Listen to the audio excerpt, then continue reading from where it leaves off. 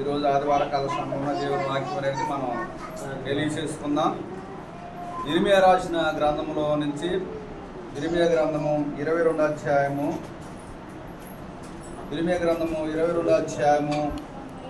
21 వచనం అనేట్టు మనం చదువుకున్నట్లయితే 22:21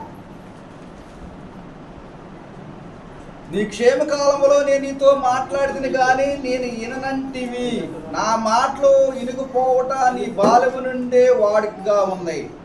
బైబిల్ గ్రంథంలో ఇర్మియా ప్రవక్త చెప్పిన మాట ఏంటంటే, నీ క్షేమకాలంలో నేను నీతో మాట్లాడితిని కానీ నువ్వు విననంటివి.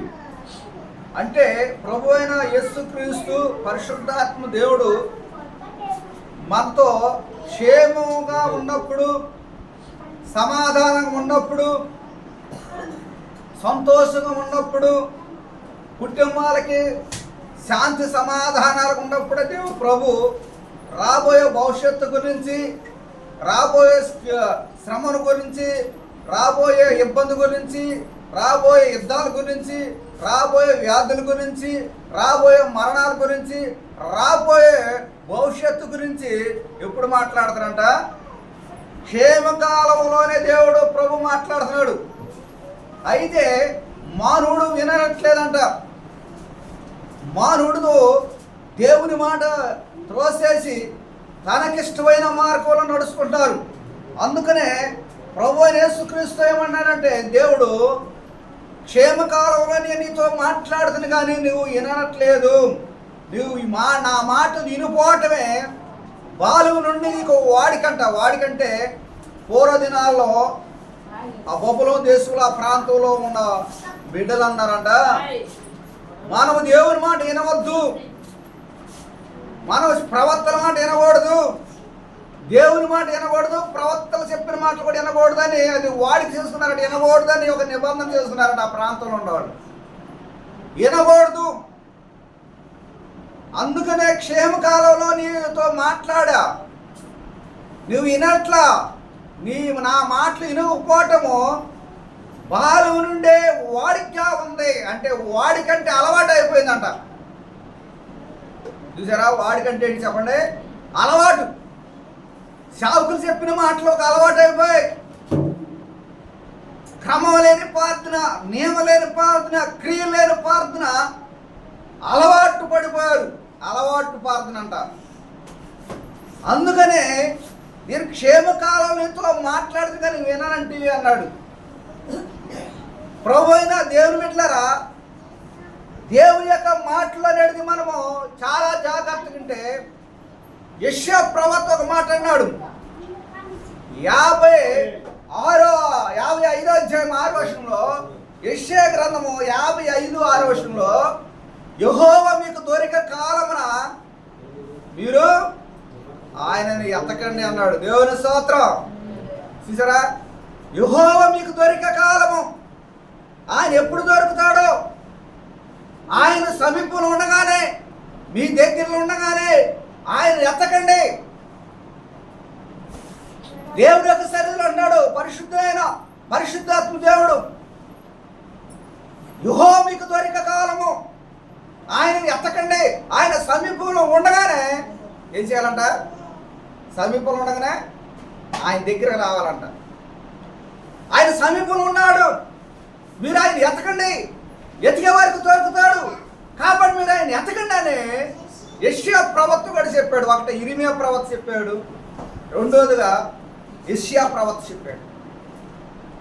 యెషయా ప్రవక్త అయితే ఒక కోణాలో చెప్పాడు, ఇర్మియా అయితే ఒక కోణాలో చెప్పేశాడు.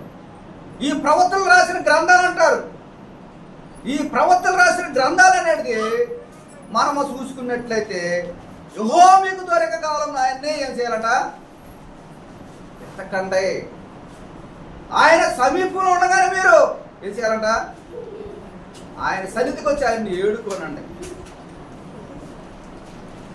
దేవుని యొక్క సన్నిధిలో ప్రేమ అనేది దేవుని బిడ్డలారా,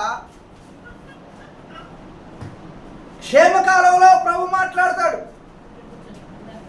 నెబుకద్నెజరు దానియేలు గ్రంథంలో నెబుకద్నెజరు రాబోయే భవిష్యత్తు గురించి మాట్లాడాడు దేవుడు. నెబుకద్నెజరు దేవుని మాట, నేను క్షేమం ఉండగా, నా నగరం నా దేశము సమాధానం ఉండగా అని ఆలోచించాడు. అయితే ఆయన రాబోయే శ్రమ గురించి చెప్పాడు. 7 కాలాల పాటు పశువు గడ్డి వేసినట్టే మేయాల్సి వచ్చింది, నీకు వస్తుంది ఆ శ్రమ. పశువు ఎలాగైతే గడ్డి వేసిందో అలాంటి శోభ నీకు వస్తుంది.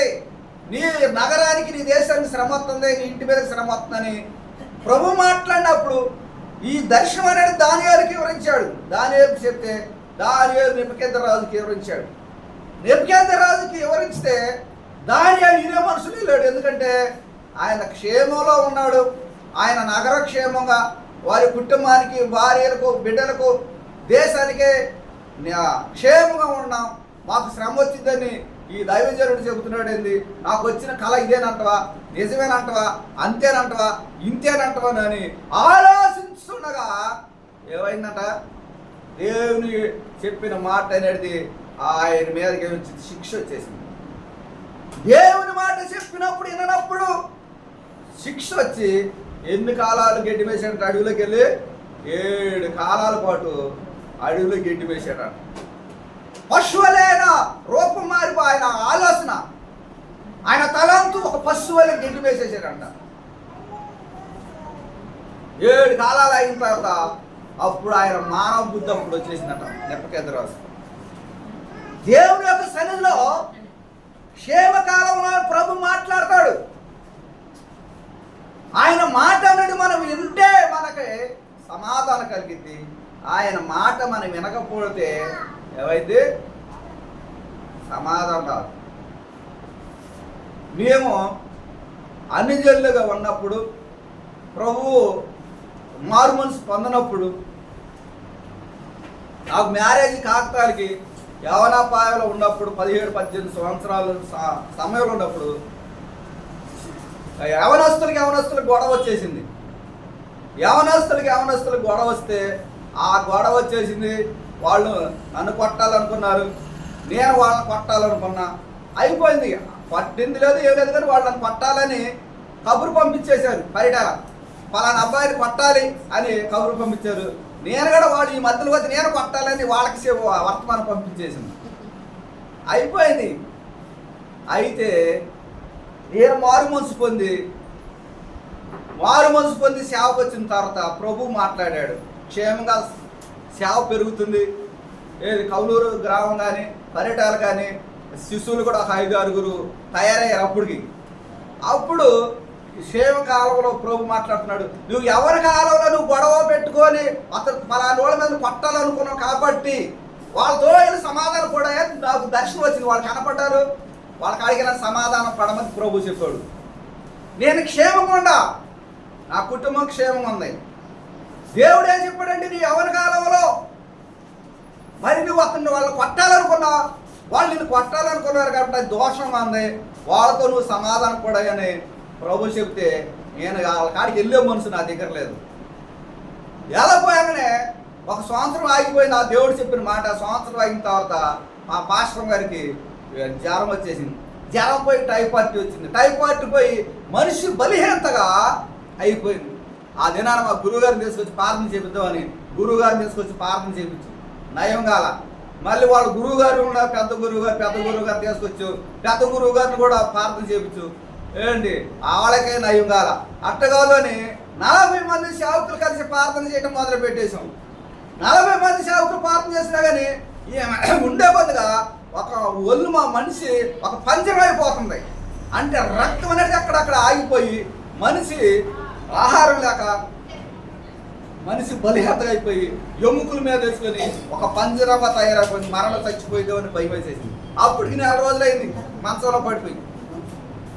సరి జ్వరం, డాక్టర్ గారికి వెళ్తున్నాం, డాక్టర్ వైద్యం చేస్తున్నాం, ఇటు ప్రార్థన చేస్తున్నాం, ఇటు అయ్యాల చేత ప్రార్థన చేపిస్తున్నాం. లేదు కోటాలు పెడతారు, కోటాలు పెట్టించామని ఇంట్లో కోటాలు పెట్టిస్తే మంచి దగ్గర కోటాలు పెట్టించాం, కోటాలు పెట్టినా లేదు. గురువు గారిని తీసుకొచ్చి ప్రార్థన చేసినా లేదు. గురువు గారిని తీసుకొచ్చి ప్రార్థన పెట్టినా లేదు. 40 మంది సేవకులు ప్రార్థన చేస్తున్నా కానీ ఏమి కూడా పని ఏమి కావట్లా.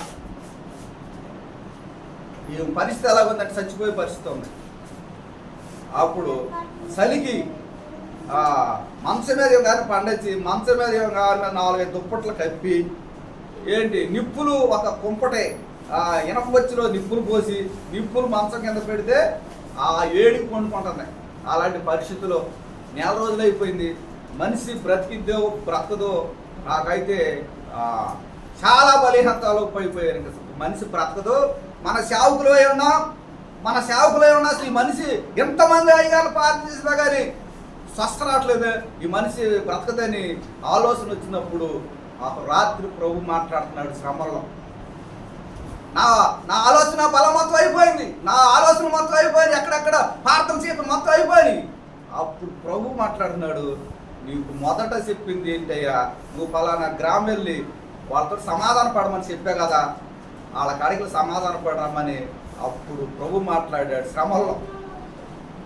అప్పుడు దేవుడు ఎప్పుడైతే యవ్వన కాలంలో చేసిన ఒక గొడవల తగదు సమాధాన పడమని ప్రభు చెప్పాడో ఆ తక్షణమే ఈ మనిషిని ఇక్కడే విడిచిపెట్టేసి నేను తెల్లజామున బయలుదేరి సైకిల్, అప్పుడు వాహనాలు సైకిల్ వేసుకుని వెళ్ళి వాళ్ళతో సమాధానం ఆడ పడి ఇంటికి రాడుతుంటే 40 రోజులు మంచంలో హింస పడే మనిషి దిగ్గులేసి ఈ 5 సెంట్ల స్థలం మొత్తం ఊడుతుంది.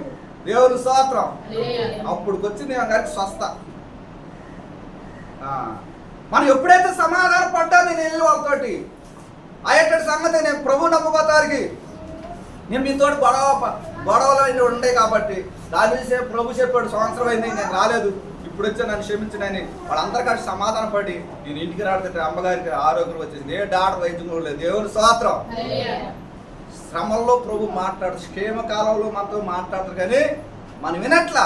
శ్రమంలో ఏం పట్టుకోవాలంటే శ్రమ వచ్చినప్పుడు, శోధన వచ్చినప్పుడు, ఇబ్బంది వచ్చినప్పుడు, ఇరుకు వచ్చినప్పుడు క్షేమ కాలంలో ప్రభు ఏం మాట్లాడాడు మనకి కళ్ళ ద్వారా దర్శనం ద్వారా కానీ అవి చూసుకొని మనం ముందుకు నడిపితే మన ఈ శ్రమల్లోని శోధనకి మనం బయటకు వస్తాం. అందుకనే ప్రభు అయిన దేవుని బిడ్డలారా, ఆమోసు గ్రంథంలో ఒక మాట ఉంది. ఆమోసు గ్రంథము చదవండి. ఆమోసు గ్రంథము 8వ అధ్యాయంలో ప్రభు అయిన దేవుని బిడ్డలారా, ఆమోసు గ్రంథంలో మనం ఒక మాట అనేది చక్కని మాట రాయబడింది. ఆడ చూసినట్లయితే కొన్ని అనుభవాలు అనేది మనం చూసుకుందాం. ఆమోసు గ్రంథంలో 8వ అధ్యాయము 12వ వచనం. కాబట్టి జనులు యెహోవా మాట ఎత్తుకొట్టుకు ఈ సముద్రం నుండి ఆ సముద్రం వరకు, ఉత్తరం నుండి దక్షిణం వరకు, దక్షిణం నుంచి తూర్పు వరకు ఎత్తుకినా కానంట శ్రమ వచ్చినప్పుడు ఆయన మాట దొరకలేదంట. ఆ దినాల్లో ఏం చేశారంటే జనులు యెహోవా మాట ఎత్తుకిరి కానీ యెహోవా మాట ఎత్తుకుటకు ఈ సముద్రం ఉత్తరం నుండి తూర్పు దిక్కు వరకు సంచరించుదురు కానీ అది వారికి దొరకలేదంట. శ్రమల్లో ప్రభు మాట్లాడాడంట. ప్రభు మాట్లాడితేనంట వినలేదంట. శ్రమ దినాల్లో దేవుడు మాట్లాడాలని కూర్చున్నారంట. దేవుడు మాట్లాడాలని కూర్చుంటే ఈ సముద్రం నుండి ఆ సముద్రం వరకు ఎత్తుకినా కానీ ఏం చేయలేదంట. దేవుడి మాట దొరికిందా దొరకలేదా? దొరకలా. ఇప్పుడు ప్రభు పరిశుద్ధాత్మ దేవుడు మనల్ని శ్రమలో మాట్లాడుతున్నారు, శ్రమ రాకతారుగా మాట్లాడుతున్నారు. కానీ ఆ దినాల్లో ఆమోసు గ్రంథంలో చెబుతున్నాడు, ప్రవక్తలు చెప్పాడు ఈ మాట. శ్రమ వచ్చినప్పుడు, కష్టం వచ్చినప్పుడు యెహోవా మాట ఎత్తుకుతారు కానీ ఆ మాట వారికి ఏమైందంట, దొరకలేదంట. దొరకపోయాకనే వీళ్ళు ఏం చేశారు చూడండి, ఎతికారు దేవుని మాట. సముద్రాల్లో ఉందా, ఈ తూర్పు నుంచి ఆ తూర్పు, అటు నుంచి దక్షిణము, ఉత్తర దిక్కులు సముద్రాలు మొత్తం వెతికారు కానీ యెహోవా మాట దొరకలేదంట. ఆయన మాట దొరికితే మేలు ఉంది. దేవుని స్తోత్రం. ఆయన మాట దొరకకపోతే నష్టం ఉంది. ఆయన మాటలో జీవం ఉంది, ఆయన మాటలో సత్యం ఉంది. ఆయన మాటలో ఏముందంట, జీవం ఉంది. ఆయన మాటలో సత్యం ఉంది. ఆ సత్యాన్ని కొరకు ఆయన మాటని ఎతికారు కానీ ఆయన మాట అంట వారికి ఎతికారు కానీ వాళ్ళకి ఏం తెలియదంట, దొరకలేదంట. ఆ దినాల్లో దేవుడు గుర్రములకు ఆజ్ఞాపించాడట.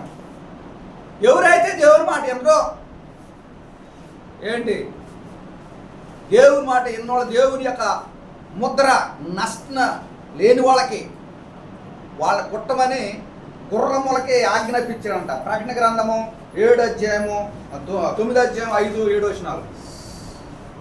ప్రకటన గ్రంథము 9 అధ్యాయము 5, 6, 7 వచనాలు. ఆ దినాల్లో గుర్రములకంట మంచి బలమైన గుర్రాలకు ఆజ్ఞాపించాడంట. అవి వచ్చి నష్టన మారు మనసు పొందిన బిడ్డలకి, దేవుని యొక్క ముద్ర లేని వారికి, మారు మనసు పొందిన వారికి, ఏంది సత్యాన్ని అనుసరించకుండా మనం క్రైస్తులైన మనం నడవని వారికి వాళ్ళే పుట్టమని దేవుడు ఆజ్ఞాపించినప్పుడు అంట అవి వచ్చి కుడతాయి అంట. ఏంది ఆ కుట్టేటప్పుడు మన ఇళ్లలోకి వెళ్ళి, డాబాల్లోకి వెళ్ళి, బిల్డింగ్లోకి వెళ్ళి, ఏంది తలుపులు వేసుకున్నా కానీ ఈ గోడలోంచి ఆ గోడలోకి వెళ్ళిపోయే బలం ఉన్నట్టు వాడికి. ఈ గోడలోంచి కూడా ఆ గోడలోకి వెళ్ళిపోతాయి అంట. అంటే ఇంక తలుపులు ఏమవుతాయి, తలుపులు ఆగు ఆ దినాల్లో. ఈ గోడ వీటిలోంచి ఆ గోడలోకి తుపాకు గుళ్ళు పోయినట్టు పోతాయంట. అంత బలం ఇచ్చాడంట. వాటి కుట్టిన నొప్పి ఎంత పెట్టుకుంటుందంట, తేలు కుట్టిన నొప్పి ఎంత పెట్టుకుంటుందో అంత నొప్పి ఉండదంట. తేలు కుట్టి ఎంత నొప్పి ఉంటుంది చెప్పండి? చాలా నొప్పి. తేలు కుట్టిందనుకో చెమటలు పోతాయి, ఒకవాళ్ళకి పిడుసులు వస్తాయి, ఒకవాళ్ళు అడ్డం పడిపోతారు. ఏంది తేలు కుడితే ఎలా పడుతుంది చెప్పండి? వంపులు వస్తాయి. వంపులు వచ్చి అడ్డం పడిన వాళ్ళు చూసినాం. ఏంది నొప్పులు వచ్చే అల్లాడిన వాళ్ళు చూసినాం. అంత నొప్పి ఉండదంట ఆ జనాల్లో. ప్రకటన గ్రంథంలో 9 అధ్యాయం 5 వచనం అంటాడు, మరియు వాటికి ఏమిటంట సంపుటికి అధికారము ఇవ్వలేదు, కానీ 5 నెలల వరకు బాధించిన వాటికి అధికారము ఇవ్వబడును. వాటి వలన కలుగు బాధ తేలు మనిషికి కుట్టిన బాధ వలె ఉండును. చూసారా, ఈ నొప్పి దెబ్బ తట్టుకోలేక డాక్టర్ల కాడికి వెళ్ళిన డాక్టర్లను కూడా కొడతాయి అంట. ఏంది వైద్యులు చేసినాక వైద్యులు పనిచేయవు. ఈ రోజున మంత్రాలు తంత్రాలతోటి ఏంది ఆకు పసలతోటి వైద్యులు చేస్తున్నాం. ఆ దినాల దేవుని ఆజ్ఞ దిగినప్పుడు ఆ ఎచ్చు కుడితేనంట వైద్యం పనిచేయదు, పసర్లు పనిచేయో, కనికట్లు పనిచేయో, ఏంది డాక్టర్ల మందులకి నయ్యుగావంట. 5 నెలల వరకు ఎలా నొప్పంట, తేలు కుడితే నొప్పి అంత పట్టుకుంది, అంత నొప్పితో నువ్వు బాధపడాల్సి వచ్చిందంట. ఆ దినాన ఈ నొప్పికి తట్టుకోలేక మనుషులు ఏం చేస్తారంటే చచ్చిపోవాలని, మరణించాలని ఆలోచన చేస్తారంట. ఏం చేస్తారు నొప్పి తట్టుకోలేక? ఇంట్లో బాధలు తట్టుకోలేక చచ్చిపోవాలనుకున్నారు. భర్త దెబ్బకు తట్టుకోలేక, భార్య దెబ్బకు తట్టుకోలేక, పిల్లల దెబ్బకు తట్టుకోలేక, కుటుంబం దెబ్బకు తట్టుకోలేక, శత్రువులు దెబ్బకు తట్టుకోలేక, దెయ్యాలు భూతాలు దెబ్బకు తట్టుకోలేక చనిపోవాలనుకుంటున్నారు. కానీ ఆ జనాల్లో చనిపోదావు, ఈ నొప్పి దెబ్బకు తట్టుకోలేవు, ఈ నొప్పి తగ్గట్లేదు, డాక్టర్ల కాడికి తగ్గట్లేదు, వైద్యులు చేసినా తగ్గట్లేదు, మంత్రాలు పెట్టిన తంత్రాలు పెట్టిన పశ్రాకులు పోసిన నయం కావట్లేదు కాబట్టి చనిపోదామని అనుకుంటారంట. కానీ మరణం అంటే వాళ్ళు ఇడిచిపెట్టి వెళ్ళిపోయిందంట. చదవండి అన్నమాట. ఏమవుతుందంట, మరణము వారిని ఇడిచిపెట్టి వారు మరణాన్ని ఎత్తుకుతురు, కానీ మరణం వాళ్ళు ఇడిచిపెట్టి వెళ్ళిపోయిందంట. మరణం అయిపోయింది, ఎక్కడ పోయింది? పారిపోయిందంట. మరణం చచ్చిపోవాలని ఆలోచన చేశారంట. సముద్రంలో దోకాలి, లేకపోతే ఏదో ఒకటి చచ్చిపోవాలని, కరెంటు పట్టుకుని సావాలా, మందు తాగి సావాలా, మరణాన్ని ఎత్తుకుతురు. కానీ ఆ దినాల్లో మరణం వారికి దొరక్క ఎక్కడ పోయిందంట, పారిపోయిందంట. నువ్వు ఎక్కడికి వెళ్ళాక సావు, నీకు మరణం లేదు. నువ్వు కరెంటు పట్టుకున్నావు అనుకో, కరెంటు నిన్ను చేత పట్టదు. అప్పుడు చచ్చిపోవాలనుకున్నా కానీ నువ్వు సావు. మందు తాగా సావాలని, ఎండ్ర తాగినా, ఏది తాగినా కానీ, ఇస తాగినా కానీ నువ్వు మంచిగానే ఉంటావు. ఎందుకంటే ఆ బాధ నువ్వు అనుభవించాలని. అలాంటి దినాలు ఉన్నాయి.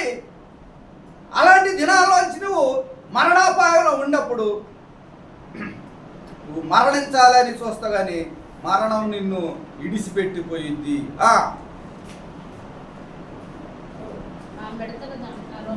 ఆ మిడతల రూపము యుద్ధమునకు సిద్ధపరిచిన గుర్రం వలె పోలి ఉన్నాయి. వాటి రూపాలంటే గుర్రాలు ఎలాగైతే ఉన్నాయి అలా ఉన్నాయి అంట. గంతులేస్తున్నాయి అంట దేవుని ఆజ్ఞ కోసం. ఎప్పుడు వదులుతావయ్యా నన్ను చెప్పండి అయ్యా. మా ఎవరైతే నష్టం ముద్ర లేని వారికి, క్రైస్తవుడికి ముద్ర లేని వారికి, దేవుని మారుమనసు లేని వారికి, కరెక్ట్గా లేని వారికి, దేవుని మాట వినని వారికి, సేవకుడి మాట వినని వారికి చెప్పండి అయ్యా అని ఆజ్ఞల కోసం చూస్తున్నాయి అంటాయి. ఏంది 5 నెలలు వాడికి ఎంత నొప్పి అంట? 5 నెలలు వాడికి తేలు పుట్టిన నొప్పి వల్ల పడతాంట. ఆ జనాల మానవుడు మనుషుడు నొప్పికి తట్టుకోలేక తగ్గిపోవాలని ప్రయత్నించినా కానీ మరణం వారికి దొరక్క ఎక్కడికి పోయింది? మరణం వారికి దొరక పారిపోయిందంట. ఇప్పుడు ఏం చేయాలి? 5 నెలల వాడికి 5 నెలల వారికి ఏం చేయాలి? బాధపడాల్సి వచ్చింది. ఈ బాధ తట్టుకోలేక డాక్టర్ కాడికి వెళ్ళి డాక్టర్ కూడా కొడతాయి. డాక్టర్ వైద్యులు ఎవరు చేస్తారు? ఏంది వీళ్ళకి వైద్యులు ఎవరు చేస్తారు? డాక్టర్ని కొడతాయి, యాటర్ని కొడతాయి. మన అందరినీ సమయం ఉందంట. ఆ ఉక్కటి నుంచి తప్పించుకోవాలంటే నువ్వు దేవుని ఎతకాలి. నీకు సమీపంలో ఉండగానే ప్రభు నీతో మాట్లాడినప్పుడు, దేవుడిని దర్శించినప్పుడు, సేవకులు నీకు హెచ్చరిక చేసినప్పుడు దేవుని వాక్యానికి లోబడితే ఆ మరణమును తప్పించుకోవడానికి నీకు అవకాశం ఉంది. అందుకని యెషయా ప్రవక్త ఇంకో మాట అంటాడు. చూడండి, యెషయా గ్రంథము 65వ అధ్యాయము. యెషయా గ్రంథం యెషయా ప్రవక్త అన్నాడు 65వ అధ్యాయంలో 65వ అధ్యాయము మొదటి వచనం కానీ మనం చదువుకున్నట్లేదు. అక్కడ ఒక మాట ఉంటుంది. చూడండి, 65వ అధ్యాయం మొదటి వచనము యెషయా గ్రంథము. నా యొద్ద విచారణ చేయని వారిని నా దర్శనమునకు రానిచ్చితిని. మళ్ళీ చదువమ్మా. నా యొద్ద విచారణ చేయు వారిని నా దర్శనమునకు రానిచ్చితిని. నన్ను ఎతికిన వారిని ఎతకని వారికా? ఏమన్నా ఎతకని వారికా లేకపోతే ఎతికే వారికా? అది నన్ను ఎతకని వారికి నేను దొరికితిని. చూసారా? ఎవరికంట? నన్ను ఎతకని వారికి నేను దొరికితిని. అన్ని జనులు దేవుని ఎతికేవాళ్ళు కాదంట. ఏంటి మరి చాలామంది దొంగలు, పాపులు, ఎంతోమంది లోకంలో ఉన్నప్పుడు సమరయ స్త్రీకి దొరికాడంట దేవుడు. పాపములో ఉన్న సమరయ స్త్రీకి దొరికాడంట. బందిపోడు దొంగగా ఉన్న నరహత్యులుగా చేసే పౌలు గారికి దొరికాడంట దేవుడు. అన్ని జనులుగా ఉన్న కొర్నేలు కుటుంబానికి దొరికాడంట దేవుడు. అబ్రాహాము అన్ని జనుడు, ఆయనకు దొరికాడంట దేవుడు. ఇస్సాకు దొరికాడంట, యాకోబుకు దొరికాడంట. ఇదేనా మనందరికి దొరికాడు. దేవుని స్తోత్రం. అన్ని జనులు పట్టుకోవాలి కానీ ఆ సత్యాన్ని ఎంతమంది చెప్పినా కానీ వినరండి. అంత సత్యం. అందుకని ఎతకని వారికి నేను దొరికితే. ఎవరా ఎతకని వారంటే మనమే. మనం అందరూ అరిజనులు కాబట్టి నేను అన్ని జనులే, మీరు కూర్చున్న వాళ్ళందరూ మీరు అన్ని జనులే. అన్ని జనులకు దొరికితేనంటారు. సత్యం దొరికినప్పటికీ వాళ్ళు వదలరు అంటారు. దేవుని యొక్క వాక్యం ఏం చెబుతుందంటే నన్ను ఎతకని వారికి నేను దొరికితిని. ఎవరు ఎతకని వారు అంటే అబ్రాహాము దేవుని ఎతకకుండా వెళ్ళాడంట. ఆయనతో మాట్లాడాడంట అబ్రహాముతో. మోషేతో మాట్లాడాడు దేవుడు. యాకోబుతో మాట్లాడాడు దేవుడు. ఇస్సాకుతో మాట్లాడాడు దేవుడు. అపొస్తలులైన పౌలుతో మాట్లాడాడు దేవుడు. సమరయ స్త్రీతో, పాపంతో మునిగిన ఒక స్త్రీ, పాపంతో పట్టబడిన స్త్రీ, ఆమెకు దొరికిన తర్వాత పాపం విడిచిపెట్టేసింది. నరహత్య చేసేవారు నరహత్య విడిచిపెట్టేశారు. దొంగలుగా ఉన్నవారు దొంగతనం మానేశారు. త్రాగుడుగా ఉన్నవారు త్రాగుడు మానేసేశారు. ఈ దినాన క్రైస్తవ యొక్క చర్చికి వచ్చేవాళ్ళు చాలా సాక్ష్యాలు అంటున్నాం. అయ్యా నేను తాగానయ్యా, నేను ఇప్పుడు ప్రభు నమ్ముకున్నాక నేను తాగుడు మానేశాను. నేను పాపంలో ఉన్నానయ్యా, ఇప్పుడు పాపం మానేసి ప్రభువు నమ్ముకున్నానయ్యా. ఎంతమంది మారారంటే పరిశుద్ధాత్మ దేవుడు దర్శించినప్పుడు, పరిశుద్ధాత్మ దేవుడు మీకు దొరికినప్పుడు, సత్యము మీకు దొరికినప్పుడు, దేవుడు మీకు దొరికినప్పుడు దేవుడు మిమ్మల్ని సర్వసత్యంలోకి నడిపిస్తాడు. దేవుని స్తోత్రం. చూసారా? దేవుడు దొరికాడు. దొరకబట్టి మనందరం కలిసి ప్రార్థన చేస్తున్నాం. దేవుడు ఎతకాలి సమీపంలో ఉండగానే. ఎతికినప్పుడు దేవుడు నన్ను వెతకని వారికి నేను దొరికి తిని, చూసారా, నన్ను ఎతకని వారికి నేను దొరికి తిని. కొంతమంది చర్చిలోకి రాడంటే చర్చిలోకి రావలే అని బయట కూర్చున్నాడు కొంతమంది అంటారు. ఏంటి అలాంటి వాడు కూడా ఒక దినాన దేవుని సత్యాన్ని తెలుసుకుని లోపలికి వస్తారంట. దేవుడిని మనం వెతికితే ఆయన మనకు దొరుకుతాడు. ఆయన మనకు దొరికితే సత్యం మనకు దొరికినట్టే. ఆయన మనకు దొరికితే ఆ జీవము దొరికినట్టే. ఆయన మనకు దొరికితే పరలోక రాజ్యానికి వారసులమైనట్లే. చూసారా? కాబట్టి ఆయన్ని ఎతకని వారికి నన్ను ఎతకని వారికి నేను దొరికి తిని. చూసారా? ఎతకని వారికి దొరికి. ఈ దినాన అన్నిటిలో మనం ప్రభువుని ఎలాగ నమ్ముకున్నామంటే ఏంటి? ఎలాగ నమ్ముకున్నామంటే శ్రమల్లో, కష్టాల్లో, ఇబ్బందులు, ఇరుకుల్లో, మరణాల్లో, మనకి ఏ దిక్కు దశ లేని పరిస్థితిలో ఈ జీసస్ నమ్ముకుంటే మనకు ఏదైనా ఒక మార్గం దొరికిందని మేము అలాగే నమ్ముకున్నాం. ఏంటి ఇక్కడ ఉన్న వాళ్ళందరూ అలాగే నమ్ముకున్నారు. అన్ని జనులు నమ్ముకున్నటువంటి మాటలు కాదు. ఏ మార్గం లేనప్పుడు ఏంది దిక్కు లేని వాళ్ళకి దేవుడే దిక్కు అన్నట్లు ఆ పరిస్థితిలో మేమందరం ప్రభువుని నమ్ముకున్నాం. సత్యాన్ని మేము పట్టుకున్నాం. సత్యాన్ని గ్రహించి మేము ఏ దిక్కు లేని వారికి దేవుడే దిక్కు అన్నట్లుగా జీసస్ అనే దేవుడిని మేము గుర్తెరిగిన తర్వాత దేవుడు నమ్ముకోతానికి, తినడానికి ఆహారం లేని పరిస్థితులు, ఉండటానికి ఇల్లు లేని పరిస్థితులు, కట్టుకోవడానికి వస్త్రాలు లేని పరిస్థితులు, ఏంటి చాలా ఇబ్బందులు, ఇరుకుల్లో ఉన్న పరిస్థితుల్లో ఆయన మేము నమ్ముకున్న తర్వాత మా కుటుంబాలు మొత్తం సమృద్ధమైన ధాన్యం కానీ, సమృద్ధంగా సమాధానం కానీ, మంచి కుటుంబాలుగా మార్చబడి కుటుంబాలు మొత్తం కూడా ఏంటి దేవుని మార్గంలో నడుస్తున్నాం. అప్పుడు కాడికి గత 1977లో ఉండే పరిస్థితి, మహాపరిస్థితి, చిన్నతనంలో భయంకరమైన శ్రమల, శోధనలో, హిమసపడి అప్పుడు కూలి కూడా రూపనారు ఇచ్చేవాళ్ళు. మా పరిటాల గ్రామంలో కూలి రూపనారు ఇచ్చేవాళ్ళు. 1977లో పెద్ద తుఫాను వచ్చిన సమయంలో ఆహారానికి ఇబ్బంది లేక, వస్త్రాలకు ఇబ్బంది లేక, ఉండటానికి స్థలాలు, ఇల్లు లేక, ఏంటి చాలా ఇబ్బంది పరిస్థితులు, వ్యాధుల ద్వారా, బాధల ద్వారా, మరణాపాయంలో ఉన్నప్పుడు సజీవుడైన దేవుని నమ్ముకున్న తర్వాత కుటుంబాలు మొత్తం బాగుపడ్డాయి. అందుకనే ప్రతి కుటుంబం కూడా మారు మనసు పొందింది. ప్రతి కుటుంబాలు కూడా దేవుని సన్నిధికి వస్తారు. ఇప్పుడు కుటుంబాలు మొత్తాన్ని సమాధానం కలిగి ఉన్నాము. దేవునికి చిన్న వాక్యము ప్రభు దీవించి ఆశీర్వదించిన కదా. మీ అందరికీ వందనాలు.